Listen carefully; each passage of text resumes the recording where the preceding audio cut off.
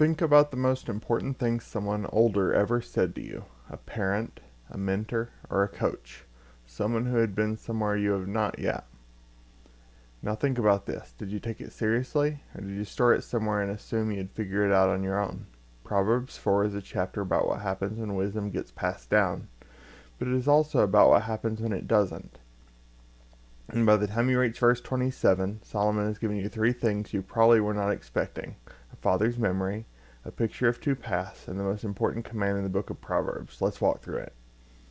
Welcome back to Proverbs for Modern Life. We're continuing through Proverbs chapter by chapter.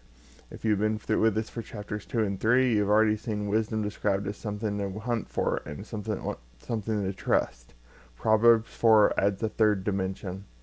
Wisdom here is something to inherit, something to guard, and something that shapes the direction of your life.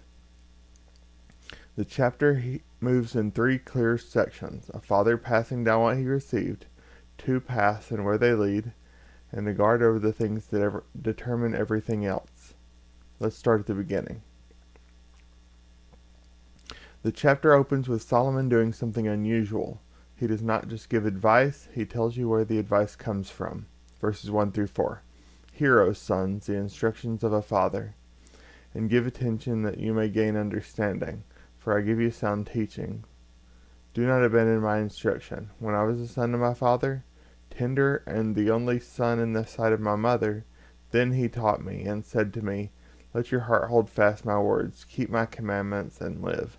Solomon is saying, I am not making this up. I received this. My father gave it to me when I was young, before I had any idea what it was worth, and now I am giving it to you. There is something important in the chain. Wisdom in Proverbs is not invented by individuals. It is handed down through generations. The person who is standing in front of you today with the right word for your situation did not come up with themselves. Someone gave it to them, and someone gave it to that person before. When you dismiss wisdom from older people, you are not just dismissing them, you are cutting yourself off from a very long chain of accumulated experience. Then, verses 5 through 7. Acquire wisdom, acquire understanding. Do not forget nor turn away from the words of my mouth. Do not forsake her, and she will guard you. Love her, and she will watch over you. The beginning of wisdom is acquire wisdom, and with all your acquiring, get understanding. That repetition is intentional. Acquire wisdom, acquire understanding. Do not forsake her, love her. Solomon is not being redundant, he is being insistent. Because the most common response to good instruction is not rejection, it is neglect. You hear it, you nod, and then you never act on it. The urgency of this passage is pushing back against exactly that. And verse 7 is the one that stops most readers. The beginning of wisdom is acquire wisdom. That sounds circular, but it is not.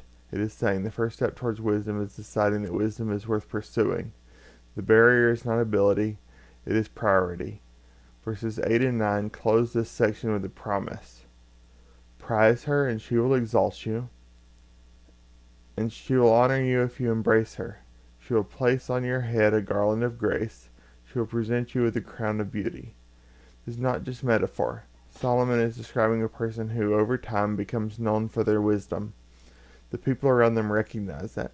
There is something about them that others want to be near. That is what long-term investment in wisdom produces, not just better decisions, but a kind of dignity that comes from decades of choosing well.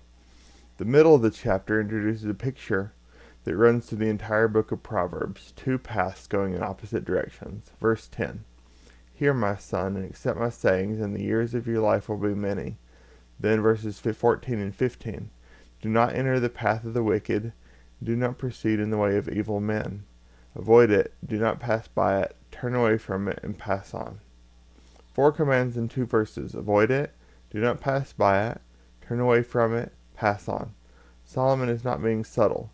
He is saying, do not even get close enough to evaluate it.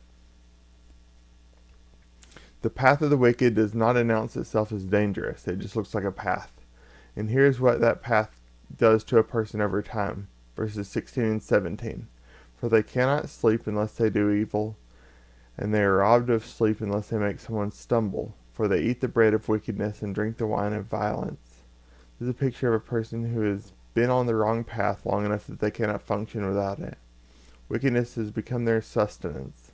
They need it. This is not where they started.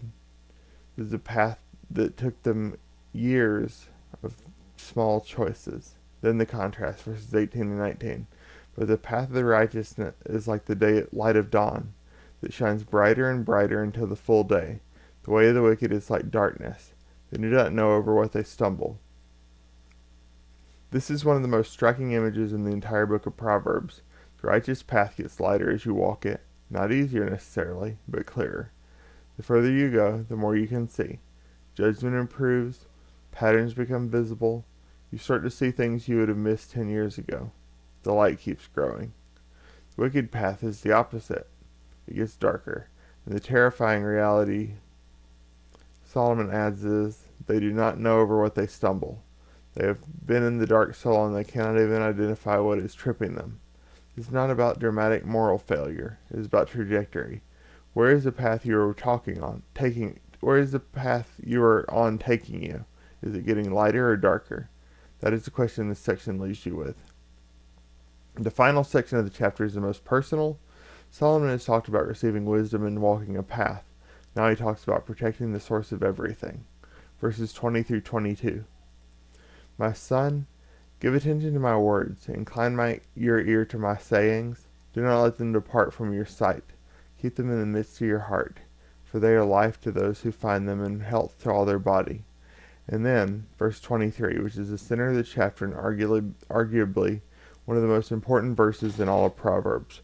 Watch over your heart with all diligence, for from it flows the springs of life. Springs of life. Everything that comes out of you originates in your heart. Your words, your decisions, your habits, your relationships. They are all downstream from what is happening inside. That is why behavior modification alone does not work long term. You can change what someone does without changing what they are oriented toward. But eventually, what they are oriented toward wins. Guarding your heart is not about suppressing emotions or building walls. It is about being deliberate about what you let in. What you let occupy your attention, what you let shape your desires. Then verses 24 through 27 apply to specific parts of the body. Put away from you a deceitful mouth, and put devious speech far from you. Let your eyes look directly ahead, and let your gaze be fixed straight in front of you. Watch the path of your feet, and all your ways will be established. Do not turn to the right nor to the left. Turn your foot from evil. Mouth, eyes, feet. Solomon is being anatomical on purpose. Your mouth. What comes out of it is a symptom. If the words are crooked, something upstream is crooked. Your eyes. What your attention goes shapes what you want. Fixed eyes, fixed direction. Wandering eyes, wandering life. Your feet. The path becomes established by where you repeatedly walk, not by a single choice, but by pattern. The chapter closes with, do not turn to the right nor to the left. This is not rigidity, that is focus. Wisdom is not the absence of options, but the absence of a direction you have committed to. Proverbs 4 gives you three pictures of the same reality. Wisdom is something received, something handed to you. The question is whether you took it seriously or stored it away for later. Wisdom is a path, and paths have trajectories. Yours is getting lighter or darker, not dramatically, most of the time. Gradually, incrementally. The question is what direction. Wisdom is guarded from the inside. What you protect at the level of the heart determines everything downstream. Behavior, relationships, speech, and direction. All of it is a spring flowing from the same source. Here is a question to sit with. What is currently shaping your heart that you have not been deliberate about? Not what you are choosing, but what you are letting in. Passive intake shapes us faster than we think. Guard the source. Everything else follows. That is Proverbs 4. So that is 4 chapters down in this series. We're going chapter by chapter, so if you want to stay with it, subscribe and you'll not miss one. If verse 23 hits you, watch over your heart with all diligence. Share this with someone who needs to hear it. That verse does something different when you're in the middle of a season that is pulling you somewhere you did not choose. Drop a comment with which of the three sections landed hardest for you: the inheritance, the path, or the heart. We'll see you for Proverbs 5.